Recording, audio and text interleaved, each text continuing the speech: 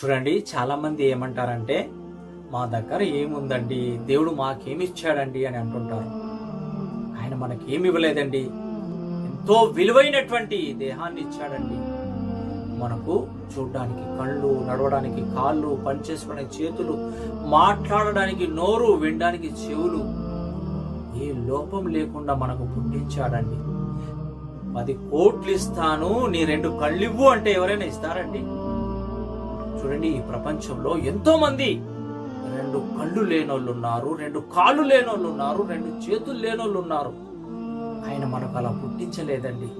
ఒకవేళ ఆయన మనకు కుంటోడుగానో, గుడ్డోడుగానో, మూగోడుగానో, పిచ్చోడుగానో పుట్టిస్తే ఇప్పుడు మనం ఏం చేసుకునే వాళ్ళమండి? నాకు ఇలా ఎందుకు పుట్టించావయ్యా అని ఎవరిపై కేసేస్తాం చెప్పండి? ఈ ప్రపంచంలో ఎంతో మంది ధనవంతులు తిన్నది అరగక మందులు వేసుకుంటూ లక్షలు ఖర్చు పెడుతున్నారు. మీరు అలా కాదండి, తిన్నది గుండ్రై అయినా అరిగిపోతుంది. ఎంతో మంది ధనవంతులు ఉన్నారు, టెన్షన్ తో రాత్రంతా నిద్ర పట్టక నిద్ర కోసం టాబ్లెట్లు వేసుకుంటున్నారు. మీరు అలా కాదండి, నేలపై పడుకున్నా వెంటనే నిద్ర వచ్చేస్తుంది, గుర్రు కొడుతుంటారు. ఎంతో మంది కోటీశ్వరులు ఉన్నారు, వాళ్లకు మనశ్శాంతి లేక సూసైడ్ చేసుకుంటున్నారు, ఆత్మహత్యలు చేసుకుంటున్నారు.